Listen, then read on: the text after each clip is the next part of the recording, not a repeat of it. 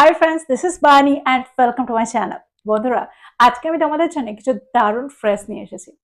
প্রত্যেকটা ফ্রেজ প্রচন্ড ইম্পর্টেন্ট। আমরা প্রত্যেকটা ফ্রেজকে প্রায় সেন্টেন্সে ব্যবহার হতে দেখি, আর ঠিক সেই কারণে এগুলোর সঠিক ব্যবহার আমাদের জানা দরকার। আমরা বাংলায় প্রায় বলে থাকি, ভেবে দেখলে সেই সঠিক ছিল, ভেবে দেখলে সিদ্ধান্তটা ভুল ছিল, ভেবে দেখলে সে মিথ্যে বলছিল। তো এই ধরনের বাক্য আমরা কিভাবে তৈরি করতে পারি? দ্যাট মিনস এই ধরনের বাংলা বাক্যগুলোকে আমরা ইংলিশে কি করে ট্রান্সলেট করব। আবার আমরা বাংলায় প্রায় বলে থাকি, পেছনে ফিরে তাকালে বা পেছনে ফিরে বিচার করলে আমরা অনেক উন্নতি করেছি। এই প্রজেক্টটা একদম সঠিক চলেছে। তো এই ধরনের বাক্য আমরা কিভাবে তৈরি করতে পারি? আমরা প্রায় বলে থাকি, আসল কথা হলো এটা, সহজভাবে বললে এটা বলা যায়, সহজভাবে বললে আমি তাকে বিশ্বাস করি না। এরকম প্রচুর সেন্টেন্স আছে যে সেন্টেন্সগুলোকে আমরা বাংলা থেকে ইংলিশে ট্রান্সলেট করতে গিয়ে প্রায় আটকে যায়, আর এই ফ্রেজগুলো জানলেও এগুলোকে ব্যবহার করতে ভুলে যায়, বা আমরা বুঝতে পারি না ঠিক কোন অর্থে কোন ধরনের সেন্টেন্সে আমরা এই ফ্রেজগুলোকে ব্যবহার করতে পারি। তো আজকে প্রত্যেকটা ফ্রেজকে খুব মন দিয়ে বোঝার চেষ্টা করো। আমি প্রত্যেকটার সাথে এক্সাম্পল দিয়ে তোমাদেরকে বুঝিয়ে দেওয়ার চেষ্টা করব সেন্টেন্স এগুলোর সঠিক ব্যবহার। তো আজকের ভিডিওটাও কিন্তু খুবই ইম্পর্টেন্ট, খুবই ফ্রুটফুল হতে চলেছে। তোমরা কোথাও যাবে না, আমার সাথে ভিডিওটা একদম শেষ পর্যন্ত থাকবে। যা চ্যানেলে নতুন অর্থাৎ প্রথম আমার ভিডিও দেখছো তারা প্লিজ চ্যানেলটাকে সাবস্ক্রাইব করে নিও, তাহলে যখনই আমি ভিডিও আপলোড করব তোমরা নোটিফিকেশন পেয়ে যাবে। তো আর দেরি না করে চলো শুরু করা যাক আজকের ভিডিও। আমরা বাংলায় প্রায় বলে থাকি, পেছনে ফিরে তাকালে বা পেছনে তাকিয়ে বিচার করলে এই সিদ্ধান্তটা একদম সঠিক ছিল। তো পেছনে তাকালে বা পেছনে ফিরে বিচার করলে বা পেছনে তাকিয়ে বিচার করলে এরকম অর্থে আমরা সেন্টেন্সে কোন ফ্রেজের ব্যবহার করতে পারি? এখানে আমরা ব্যবহার করতে পারি ইন রেট্রোস্পেক্ট। ইন রেট্রোস্পেক্ট, দেখো রেট্রোস্পেক্ট এই ওয়ার্ডটার অর্থ হলো পশ্চাৎ দৃষ্টি। দ্যাট মিনস পেছনে তাকালে, পেছনে ফিরে তাকালে বা পেছনে তাকিয়ে বিচার করলে। সেন্টেন্স দেখো তোমরা আরো ভালো করে বুঝতে পারবে। যদি আমি বলি পেছনে তাকিয়ে দেখলে ওটা একটা ভালো সিদ্ধান্ত ছিল, দ্যাট মিনস পেছনে তাকিয়ে বিচার করলে ওটা একটা ভালো সিদ্ধান্ত ছিল। In retrospect that was a good decision. In retrospect that was a good decision. পেছনে তাকিয়ে দেখলে ওটা একটা ভালো সিদ্ধান্ত ছিল। তা আমার মনে হয় তোমরা বুঝতে পারছো ঠিক কোন ক্ষেত্রে আমরা ইন রেট্রোস্পেক্টকে ব্যবহার করছি। আমরা প্রায় বলে থাকি, পেছনে ভেবে দেখলে বা পেছনে তাকিয়ে বিচার করলে ওটা একটা ওভার রিয়াক্ট ছিল, বা আমি ওভার রিয়াক্ট করে ফেলেছিলাম, আমি একটু বেশি রিয়াক্ট করে ফেলেছিলাম। সেন্টেন্সটা কি হবে? In retrospect I over reacted. In retrospect I over reacted. দেখো কখনো কখনো আমরা অতীতের কোনো ব্যাপার রিয়েলাইজ করি, দ্যাট মিনস ওটা আমার করা উচিত ছিল না, বা ওটা এরকমটা ছিল, ওটা একটা সঠিক সিদ্ধান্ত ছিল, বা ওটা একটা ভুল সিদ্ধান্ত ছিল, ওটা আমি ভুল করে করে ফেলেছিলাম। তো এরকম ক্ষেত্রে আমরা বলে থাকি, পরে ভেবে দেখলাম যে এটা, পরে ভেবে দেখলে আমি ওভার রিয়েক্ট করে ফেলেছিলাম। তো এরকম অর্থেও কিন্তু আমরা সেন্টেন্সে ইন রেট্রোস্পেক্ট কে ব্যবহার করতে পারি। একটা এক্সাম্পল দেখো, যদি আমি বলি পরে ভেবে দেখলে বা পেছনে ফিরে তাকালে আমি তার সম্পর্কে ভুল ছিলাম। In retrospect I was wrong about him. In retrospect I was wrong about him. তো এক্সাম্পলগুলোর মধ্যে দিয়ে আমার মনে হয় তোমরা বুঝতে পারছো সেন্টেন্সে আমরা এই ফ্রেজটাকে ঠিক কিভাবে ব্যবহার করছি। খুব সহজে আমরা ইন রেট্রোস্পেক্ট কে ব্যবহার করতে পারি। দ্যাট মিনস পেছনে তাকিয়ে দেখলে, অর্থাৎ পশ্চাৎ দৃষ্টি দিলে এরকমটা মনে হয় বা এরকমটা মনে হচ্ছে, এরকম অর্থে আমরা সেন্টেন্সে এই ফ্রেজটাকে ব্যবহার করতে পারি। এবার আমরা দেখবো এর পরেরটা। আমরা প্রায় বলে থাকি, সহজভাবে বললে এটা, সহজভাবে বলতে গেলে বা আরো ভালোভাবে বলতে গেলে এটা। আমরা প্রায় এই ধরনের সেন্টেন্স ব্যবহার করে থাকি। তো এখানে আমরা ব্যবহার করব to put it simply. To put it simply. Example দেখো, যদি আমি বলি সহজভাবে বললে আমি তোমার সাথে একমত নই। Put it simply, I don't agree with you. Put it simply, I don't agree with you. যদি আমি বলি সহজভাবে বললে আমি তাকে বিশ্বাস করি না। To put it simply, I don't believe him. To put it simply, I don't believe him. তো তোমরা বুঝতে পারছো to put it simply কে আমরা ঠিক কোন অর্থে ব্যবহার করছি। আমাদের যখন অর্থ করতে হবে আরো সহজভাবে বললে বা একদম বুঝিয়ে বললে এটা, দ্যাট মিনস একদম সাধারণভাবে বলতে গেলে আমরা যখন কোনো কিছু খুব ব্যাখ্যা করে ফেলি আর তারপরে আমরা একটা এসেন্স বলতে চাই, অর্থাৎ আমরা সার অংশটা বলতে চাই যে সহজভাবে বললে আমি তাকে বিশ্বাস করতে পারছি না, সহজভাবে বললে আমি তার প্রস্তাবে রাজি নই বা আমি তার কথায় রাজি নই। তো এরকম অর্থে আমরা সেন্টেন্সে টু পুট ইট সিম্পলি ব্যবহার করে থাকি। আর এক্সাম্পল দেখো, যদি আমি বলি সহজভাবে বললে এই পরিকল্পনাটা কাজ করবে না, to put it simply this plan will not work. বা আমরা এটা বলতে পারি to put it simply this plan won't work. যদি আমি বলি সহজভাবে বললে আমাদের আরো সময় দরকার, to put it simply we need more time. To put it simply we need more time. বাংলায় আমরা প্রায় বলে থাকি মূল কথা হলো আমি তাকে বিশ্বাস করতে পারছি না। মূল কথা হলো ছেলেটি খুব মেধাবী।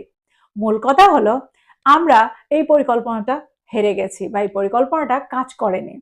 তো এই ধরনের অর্থে মূল কথা হলো, দ্যাট মিনস আমরা এখানে বোঝাতে চাইছি সার অংশ হলো বা সার অংশটা হলো এই যে, তারপরে পরের সেন্টেন্সটুকু। এখানে আমরা কোর মিনিং বোঝাতে চাইছি, কোর আইডিয়া বোঝাতে চাইছি, বা আমরা প্রায় বলে থাকি মেন পয়েন্ট হলো এটা। দ্যাট মিনস এখানে আমরা একটা এসেন্স বোঝাতে চাইছি। আর ঠিক সেই কারণে এখানে আমরা ইন এসেন্সের ব্যবহার করব। ইন এসেন্স তারপরে পরের সেন্টেন্সটুকু। যদি আমি বলি মূল কথা হলো আমাদের আরো সময় দরকার, in essence we need more time. In essence we need more time. যদি আমি বলি মূল কথা হলো আমাদের আরো ভালো পরিকল্পনা দরকার, in essence we need better plan. In essence we need better plan. একটা এক্সাম্পল দেখো, যদি আমি বলি মূল কথা হলো আমাদের একটা আরো ভালো পরিকল্পনা দরকার, in essence we need a better plan. In essence we need a better plan.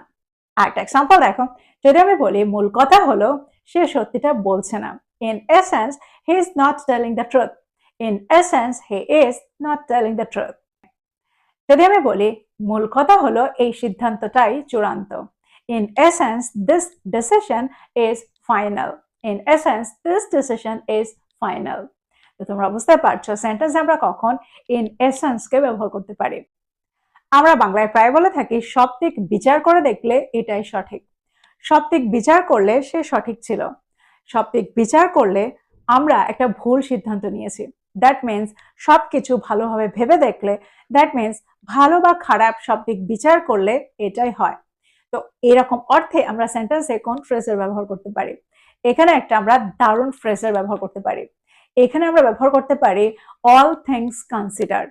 All things considered প্রায় তোমরা সেন্টেন্সে এই ফ্রেজটা ব্যবহার হতে দেখবে। এবার চলো দেখি এই ফ্রেজটাকে আমরা সেন্টেন্সে কি করে ব্যবহার করতে পারি।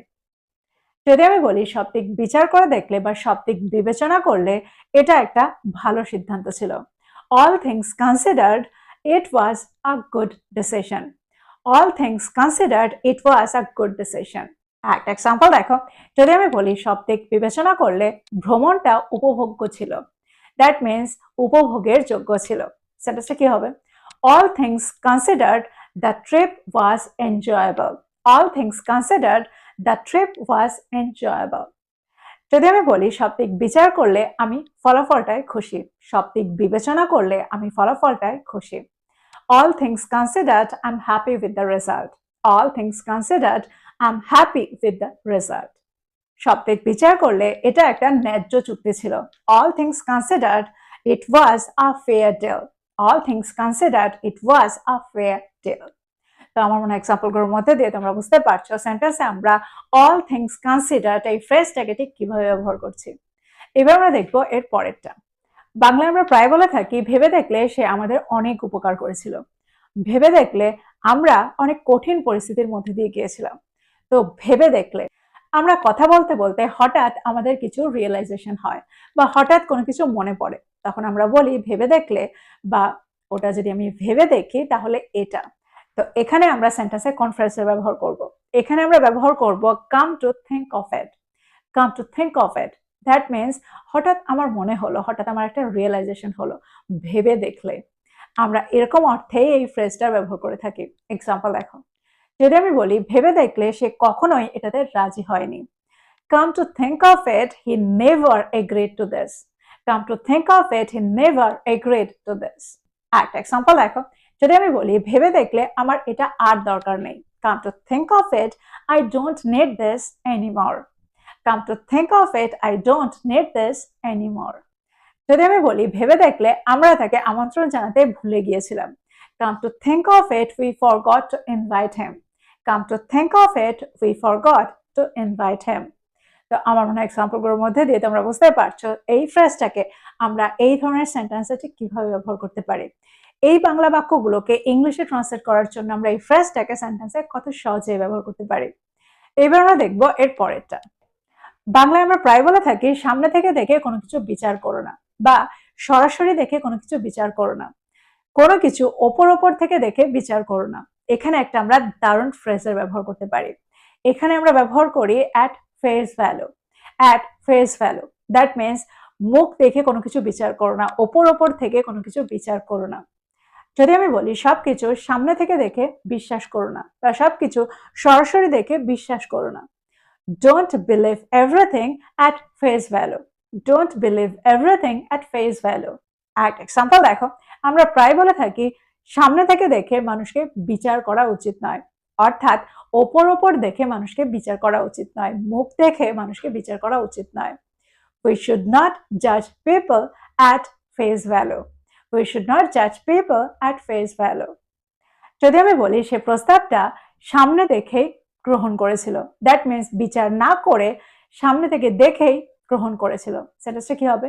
ওপর দেখেই গ্রহণ করেছিল। She accepted the offer at face value. She accepted the offer at face value. তো এক্সাম্পলগুলোর মধ্যে দিয়ে আমার মনে হয় তোমরা বুঝতে পারলে সেন্টেন্সে আমরা এই ফ্রেজটাকে ঠিক কিভাবে ব্যবহার করছি। কত সহজে আমরা সেন্টেন্সে এই ফ্রেজটাকে ব্যবহার করতে পারি এই বাংলা বাক্যগুলোকে ইংলিশে ট্রান্সলেট করার জন্য।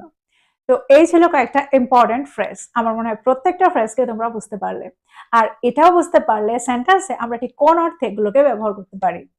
তো প্রত্যেকটাকে নোট ডাউন করো, আর এগুলো দিয়ে প্রচুর সেন্টেন্স তৈরি করো, আর সেগুলোকে প্রতিদিনের কনভারসেশনে ইনক্লুড করো।